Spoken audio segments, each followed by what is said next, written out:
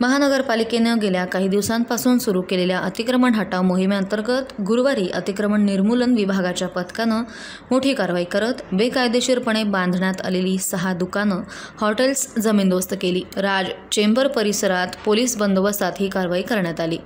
शहरात बेकायदेशीरपणे side margin न सोडता पार्किंगसाठी जागा परवानगी न घेता खासगी जागेत रस्त्यालगत बांधकामे करण्यात आली आहेत। महानगरपालिकेकडून या कारवाया सुरू आहेत। काही दिवसांपूर्वीच बेकायदेशीरपणे बांधण्यात आलेले पारिजात चौकातील पत्राचे 16 गाळे तसेच महानगरपालिकेच्या जागेत असलेली इतर बांधकामे गाळे हटवली गेली आहेत। 2 दिवसापूर्वीच मुकुंदनगर परिसरात रस्त्याला अडथळा ठरणारी तसेच मनपाच्या मोकळ्या जागेत असलेली अतिक्रमणे जमीनदोस्त केली आहेत। त्यानंतर आता मनपानं कोठला परिसरात कारवाई सुरू केली आहे। विभाग प्रमुख अनिकेत बल्लाळ यांच्या नेतृत्वाखाली गुरुवारी राज चेंबरच्या साईड मार्जिनमध्ये बांधण्यात आलेली दुकानं, हॉटेल्सची बांधकामं कारवाई करून हटवण्यात आली। या बांधकामांना 1.5 महिन्यापूर्वी मनपानं नोटिसा बजावल्या होत्या। त्यानंतरही दुकानदारांनी पावलं न उचलल्याने ही दुकाने जमीनदोस्त करण्यात आली।